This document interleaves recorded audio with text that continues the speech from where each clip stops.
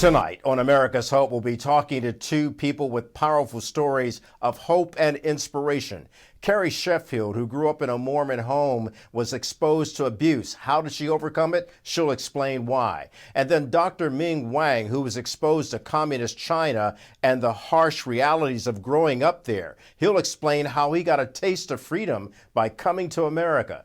All that tonight on America's Hope, which starts right now. Good evening, I'm Kelly Wright, and this is America's Hope, and I do hope that wherever you are, sincerely, that you are safe and well, taking care of yourself and your family. Why? Because you matter.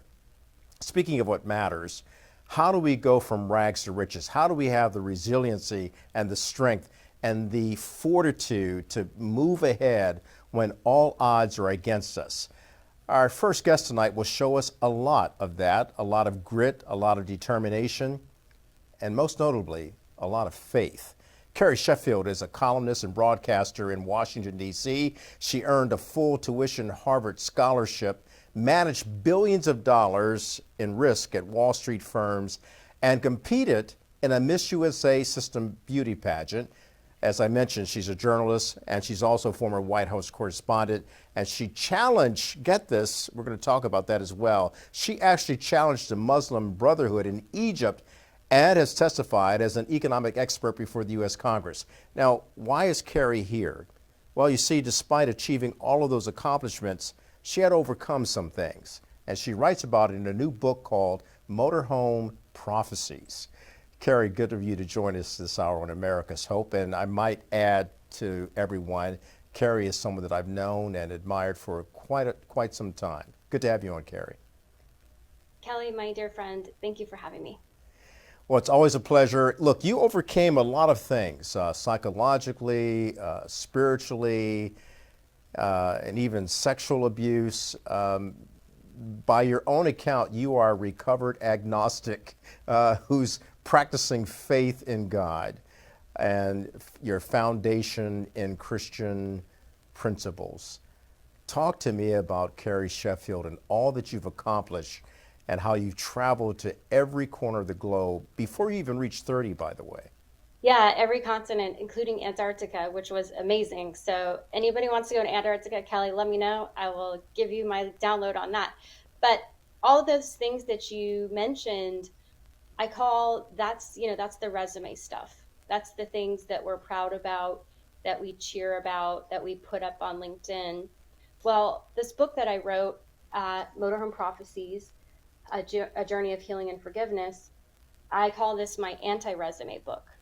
So this is the story of the things that I was hiding, the shame that I was feeling, and the things that I hadn't processed correctly to the point where I was allowing my trauma from my upbringing to affect me as an adult and unfortunately make bad choices and allow my emotions to take over and allow my trauma responses to bleed over into my professional life.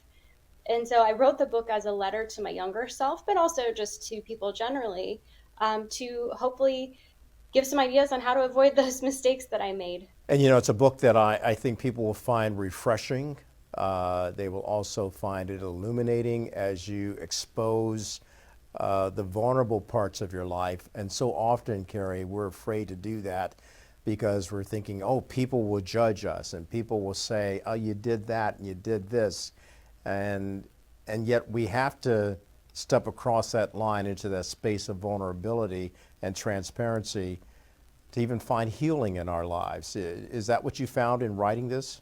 I did. And the title of the book is called Motorhome Prophecies because I grew up with 7 biological siblings and my parents, all 10 of us, spending a lot of time in a motorhome, traveling across the country.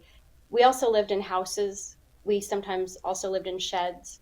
We sometimes lived in tents. My brother was born when the family was living in a tent. And so having 10 people in such a transitory and confined place wouldn't necessarily be bad if you had love and if you had good mental health and good spiritual treatment. Unfortunately, my father, he'll be 86 soon, and he has very severe Alzheimer's, but growing up, He claimed that he would be president of the United States someday, that he had a special prophetic call. And so he basically abused us in the name of God. And so that's why, as you mentioned, I spent a long time, almost 12 years, as an agnostic. When I was doing a lot of these achievements, I had a deep hostility toward God or the idea of God because I was abused in the name of God. Eventually, two of my brothers developed schizophrenia. One of them tried to rape me when I was 17. He groped me. The other accused me of trying to seduce him to have sex with me. And my dad said, yeah, you're a slut and you provoke him. And so it was just a very toxic family environment. And I'm number 5 in the birth order, but I was the first person to leave and the first girl. And because it got so toxic, I told my dad I wanted to leave. And he raised his right hand to the square and he said, I prophesy in the name of Jesus, you'll be raped and murdered if you leave, which is very much something a cult leader would say. And he was, just to be clear, he was excommunicated from the official Church of Jesus Christ of Latter-day Saints, also known as the Mormon Church. He was excommunicated from the Mormon Church. He became so extreme in his interpretation of the doctrine. But at that point, when he had that, I believe, false prophecy on my head, I had to make that choice, and I did choose freedom. And so that's when I left and I got all these career achievements, but I hadn't processed how to forgive him, how to not let the trauma take over my life. And he disowned me. He said my blood changed. I was no longer his daughter. I was not allowed home through college. And so it was a lot. And so I unpack in the book how I did my best, but I failed numerous times. But I quote in the introduction that even though my failures were legendary, the love of God is even more legendary. Carrie, the fact that you are having this conversation with me, one could arguably say it is miraculous that growing up in the kind of environment that you did, and being exposed to the kind of impediments that you have been exposed to, poverty, psychological, spiritual, and sexual abuse, the fact that you're still standing and even smiling and living a life triumphantly, how'd you overcome those trials? Hi, everybody. I hope you're enjoying this episode so far of America's Hope. If you'd like to see it in its entirety, just click on the link below. Thanks for watching.